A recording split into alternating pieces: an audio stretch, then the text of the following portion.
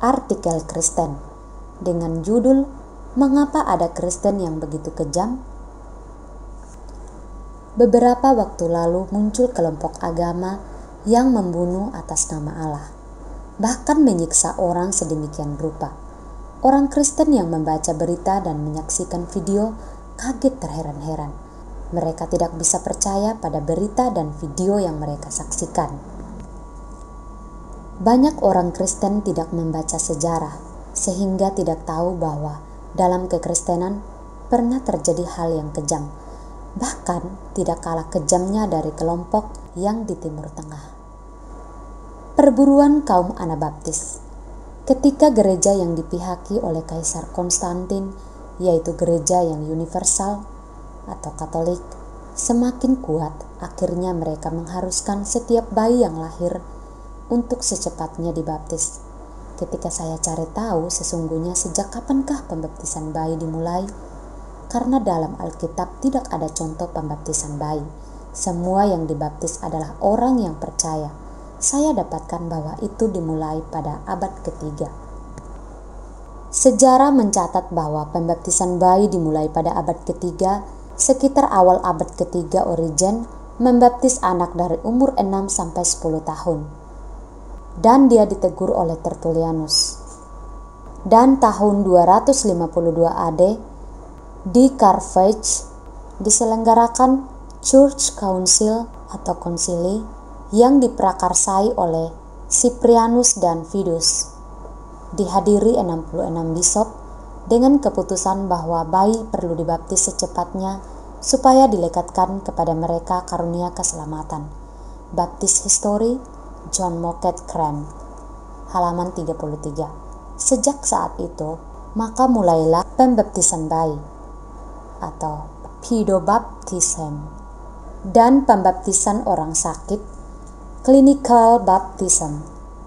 Pembaptisan bayi didorong oleh kesesatan bahwa melalui pembaptisan karunia keselamatan dilekatkan pada si bayi atau si sakit. Pembaca bisa melihat kesesatannya karena mengajarkan bahwa upacara pembaptisan bisa berfungsi sebagai alat untuk melekatkan keselamatan kepada objeknya. Jadi, keselamatan bukan lagi melalui bertobat dan percaya kepada Kristus, melainkan dilekatkan melalui upacara pembaptisan. Di sini kita bisa melihat senyuman kesuksesan iblis yang berhasil membelokkan Injil yang adalah kabar baik yang diterima dengan iman menjadi melalui upacara yang dilaksanakan oleh institusi manusia. Ini sebenarnya tujuan asli dari pembaptisan bayi. Sedangkan segala argumentasi lain itu adalah alasan yang dicari belakangan untuk pembenaran.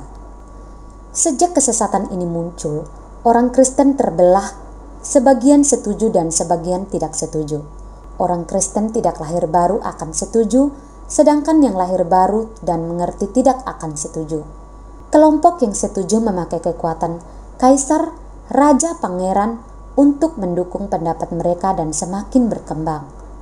Sedangkan kelompok yang tidak setuju karena bertekad menjaga kemurnian iman dan tidak meminta backingan penguasa akhirnya menjadi kelompok yang terpinggirkan. Bagi kelompok yang menentang pembaptisan bayi, sesungguhnya bayi itu belum dibaptis. Maka setelah dewasa mereka injili, dan ketika ia bertobat, mereka akan membaptisnya ulang sesuai dengan pengakuan imannya. Pembaptisan ulang ini bahasa Yunaninya ialah Anabaptis. Maka tercipta nama bagi mereka yaitu kelompok Anabaptis atau pembaptis ulang. Sejak kapankah mulai ada kelompok Anabaptis? Jawabannya sejak muncul pembaptisan bayi yang menyimpang itu. Sebab sebelum ada penyimpangan pembaptisan tidak ada kepentingan membaptis ulang seseorang yang sudah dibaptis dengan benar. Kekejaman yang tiada taranya. Akhirnya gereja yang bergabung dengan penguasa melancarkan perburuan hebat-hebatan terhadap para Anabaptis. Pernah ketika disinyalir ada Anabaptis di sebuah desa, seorang uskup memerintahkan memusnahkan seluruh desa itu. Pemimpin pasukan yang tidak tega berargumen, bahkan tidak semuanya Anabaptis. Namun dijawab, musnahkan mereka, nanti Tuhan yang tahu mana Anabaptis dan mana yang bukan. Iblis begitu serius menjaga ajarannya, yaitu pembaptisan bayi, sehingga siapapun yang mencoba mengusik praktek pembaptisan bayi akan dibantainya. Cara penganiayaan yang diciptakan sampai melampaui logika manusia. Mereka mengikat orang di rak pada tangan dan kakinya dan kemudian ditarik, atau mengikat pemberat pada kaki orang yang disiksa dan ditarik naik, kemudian mendadak dilepas dengan pemberat yang jatuh menarik kaki korban. Biasanya sendi-sendi kaki dan tangan bisa terlepas. Kuku mereka dicopot, bahkan kasus Michael Sattler, lidahnya dipotong karena Michael bersaksi terus sedangkan mereka tidak sanggup mendengar kesaksiannya. Jika Anda mau lihat bagaimana gereja saat itu menyiksa orang, silakan nonton film yang dibuat oleh Bob Jones University yang berjudul Flame in the Wind. Unusual Film 1971. Linknya https://2 huruf kecil .b huruf kecil _u huruf kecil a huruf besar i huruf besar a huruf besar w huruf kecil 4 a huruf besar l huruf besar X huruf kecil, I huruf besar, 0, atau di channel YouTube Ground Mate. Mencoba mendirikan teokrasi. Penganiayaan keagamaan dalam kekristenan terjadi karena kesalahan penafsiran terhadap Alkitab. Akibat kegagalan memahami bahwa masa periode sejak Gunung Sinai sampai Yohanes Pembaptis adalah zaman khusus bangsa Yahudi di bawah pemerintahan langsung Allah Yehova, itu adalah pemerintahan teokrasi. Kita kenal ada pemerintahan monarki yang oleh raja.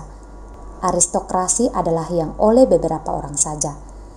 Demokrasi pemerintah oleh rakyat, dan teokrasi pemerintah oleh Allah atau Theos. Karena gagal memahami bahwa teokrasi bangsa Yahudi sudah berlalu sampai Yohanes Pembaptis, Lukas pasal 16 ayat 16, dan mereka berpikir di zaman perjanjian baru ini kekristenan harus membangun pemerintahan kudus rohani sehingga mereka menganiaya dan membunuh setiap orang yang tidak selaras dengan iman mereka. Inilah yang terjadi selama ribuan tahun dengan Katolik. Anglikan di Inggris, John Calvin di Geneva, Zwingli di Zurich, dan Luther di Jerman. Ketika kekejaman mereka dikritik, pengikut mereka langsung mengutip ayat-ayat perjanjian lama seperti pembantaian penduduk Yeriko dan ayat tentang penghukuman mati tukang sihir dan lain-lain. Mereka tidak paham bahwa itu adalah hukum yang berlaku untuk masa teokrasi Yahudi, bukan hukum untuk zaman kekristenan. Yesus Kristus berkata kepada murid-muridnya melalui perumpamaan bahwa lalang tidak boleh dicabut sampai hari penghakiman. Ayat 28, jawab Tuhan itu seorang musuh yang melakukannya, lalu berkatalah hamba-hamba itu kepadanya, jadi maukah Tuhan supaya kami pergi mencabut lalang itu? Ayat 29, tetapi ia berkata, jangan, sebab mungkin gandum itu ikut tercabut pada waktu kamu mencabut lalang itu. Ayat 30, biarkanlah keduanya tumbuh bersama sampai waktu menuai. Pada waktu itu aku akan berkata kepada para penuai, kumpulkanlah dahulu lalang itu dan ikatlah berberkas-berkas untuk dibakar. Kemudian kumpulkanlah gandum itu ke dalam lumbungku. Di dalam Matius pasal 13 ayat 28-30. Kekejaman Calvin di Geneva adalah karena Calvin terpengaruh buku Agustinus yang berjudul The City of God, sehingga ia ingin menjadikan kota Geneva The City of God. Zwingli menenggelamkan muridnya yang bernama Felix Mann yang baru berumur 22 tahun di sungai Limmat, hanya karena ia dibaptis ulang di sebuah sungai di hutan. Sebuah penganiayaan keagamaan terjadi adalah karena pemimpin agama meminjam pedang penguasa untuk meniadakan lawan doktrinalnya. Jadi mereka diberi ide oleh iblis untuk membaptis bayi, dan ketika praktek itu dikritik, mereka tak dapat mempertahankan diri dengan argumentasi dan juga tidak rela membatalkannya, lalu meminjam pedang penguasa. Saat artikel ini ditulis, kita sedang menyaksikan pemimpin agama memakai kekuasaan pemerintah untuk mengeliminasi pihak lain yang berbeda penafsiran dengan mereka. Mereka tidak bisa menerima adanya pihak yang berbeda penafsiran dengan mereka. Kesimpulan, mengapakah manusia bisa melakukan kekejaman yang sedemikian dahsyat terhadap manusia lain? Jawabannya, sesungguhnya mereka adalah orang-orang yang kerasukan iblis. Karena manusia yang masih sehat dan yang hati nuraninya masih bekerja, mustahil bisa melakukan kekejaman yang sedemikian terhadap manusia lain. Terutama karena sasaran mereka tidak berbuat jahat terhadap mereka, melainkan hanya tidak bisa sepaham dengan mereka tentang pembaptisan. Tuhan Yesus pernah berkata kepada orang-orang Yahudi yang mau membunuhnya, "Iblislah yang menjadi bapamu dan kamu ingin melakukan keinginan-keinginan bapamu. Ia adalah pembunuh manusia sejak semula dan tidak hidup dalam kebenaran, sebab di dalam dia tidak ada kebenaran. Apabila ia berkata dusta, ia berkata atas kehendaknya sendiri, sebab ia adalah pendusta dan bapa segala dusta." Yohanes pasal 8 ayat 44. Dapat kita simpulkan bahwa ketidakpaham tentang perbedaan antara masa dispensasi perjanjian lama dan perjanjian baru menciptakan monster penganiaya yang sangat mengerikan. Mereka tidak sanggup mempertahankan doktrin mereka yang salah melalui argumentasi, lalu memakai pedang penguasa membunuh orang. Bahkan pengikut mereka zaman sekarang, zaman tidak boleh memakai kekerasan untuk menganiaya orang karena iman, mereka tetap tidak bisa berargumentasi dengan tenang dan sopan, melainkan dengan kata-kata yang kasar, tanpa sopan santun, bahkan memaki-maki orang. Amatilah. Ditulis dengan tujuan yang positif, yaitu menarik pelajaran dari perjalanan sejarah agar setiap orang yang membacanya menjadi bijak dan bisa mengimani kebenaran sehingga menghasilkan kemanusiaan yang penuh damai. Jakarta, 9 Juli 2023, Dr. Suhento Liau. Jika Anda ingin membaca artikel kekristenan, silakan hubungi website kami www.grafeministry.org, drsuhentolioblog.grafeministry.org, YouTube Gebeya Grafe dan Gebeya Indonesia. Demikian pembacaan artikel kita pada hari ini. Saya Yeni Bobo, pamit undur diri. Tuhan memberkati dan Maranatha.